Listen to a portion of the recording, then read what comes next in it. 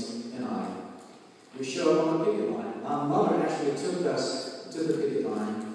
She took my daddy to work, dropped us off, and I think she'll tell you about the details of that. So we were marching around the courthouse, and we had our picket signs around our neck. And a couple of officers, I used to say a couple of white police officers, but it's redundant to say white police officers at that time because all the police officers were white. So I would say the police officers spotted us, and they did a U-turn there in front of Main Street, right in front of the Forest County Courthouse. The two men jumped out of their car, ran over to us, tore the signs off our necks, and literally threw the three of us in the back of the squad car. Mr. Lawrence Geoff from SNCC was there. He walked over to the back of the car where we were. He knelt down. He knew we were afraid. He knew we were being, absolutely traumatized by this.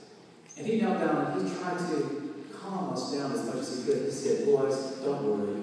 Everything's going to be okay." Well, he knew, and we certainly knew, that it was not up to Mr. Geoff as to whether or not we would be okay. It was up to these two police officers. And that point became even clearer as we drove off. The officer in the driver's seat picks up his two-way radio and he said, "Headquarters, have the dogs been fed today?" They haven't. Well, we're bringing fresh meat in for them. Now, obviously, this man is trying his gut level best to scare the daylights out of us. And in my case, he's succeeding.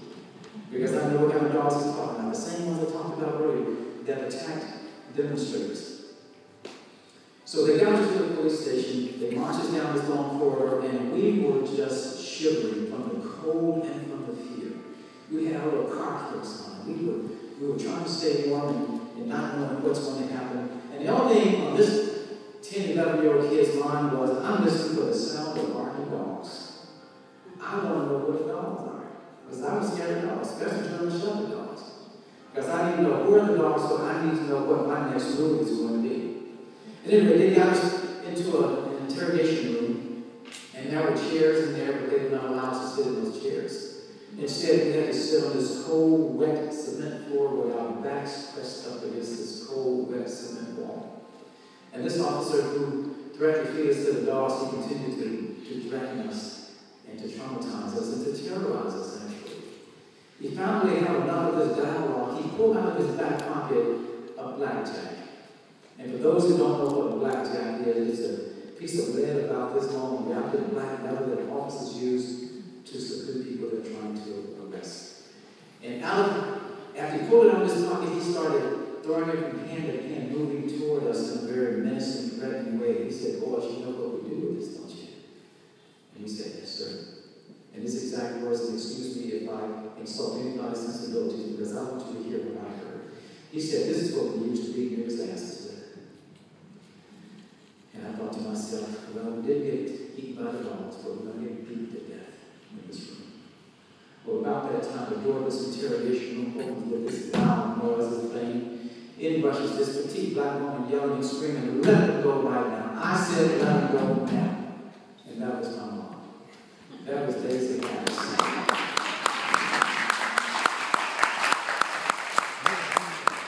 She was coming to the rescue because two things motivated her to do so. One, two of her babies were in there. And any parent, especially a mother, is going to do what she has to do to protect her babies. Second thing, she knew an injustice was taking place.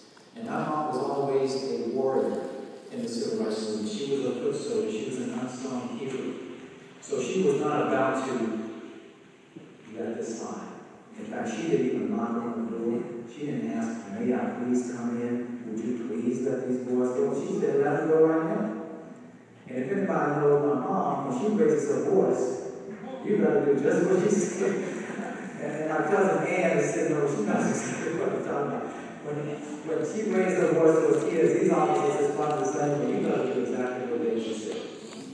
So we went home, and some other things happened. That was in 1964. In 1966, I was among 5